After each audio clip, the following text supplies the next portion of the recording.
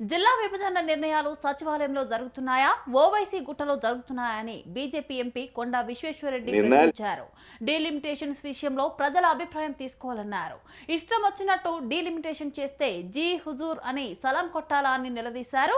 కేవలం ముస్లింలకే మీరు సీఎం కాదని, అందరికీ ముఖ్యమంత్రి అని గుర్తుపెట్టుకోండి అన్నారు. పన్నులు కట్టే వాళ్ళను కట్టని వాళ్ళను ఒకే చోట కలపవద్దన్నారు కొండా విశ్వేశ్వరరెడ్డి. ఓఏసీ హిల్స్ లైవ్ అవుతుందా, సెక్రటరీ అవుతుందా, లేకుంటే ప్రజా అభిప్రాయం తీసుకొని అవుతుందా? చాలా బాధాకరంగా ఉంది.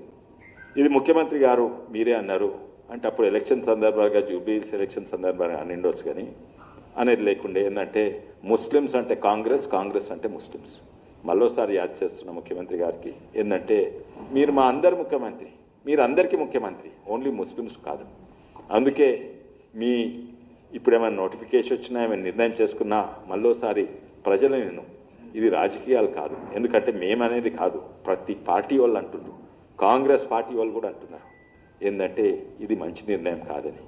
మళ్ళోసారి ఆలోచించండి.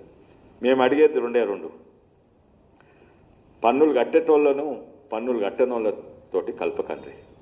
మేము అనేది ఏంటంటే ప్రత్యేక గ్రేటర్ రంగారెడ్డి మున్సిపల్ కార్పొరేషన్ అనే చేయండి, లేకుంటే అది ఇష్టం లేకుంటే కనీసం మనం తీసుకొని కొంతమంది ఇటుపక్క ఉన్న వాళ్ళను శంషాబాద్ రాజేంద్ర నగర్ దిక్కు ఉన్న వాళ్ళని అందరినీ తీసుకొని సైబరాబాద్లో కలిపియండి. అండ్ అటు దిక్కు బడంగ్పేట్, బాలాపూర్, తుక్కూడా ఉన్నను మల్కాజిగిరిలో కలిపియండి.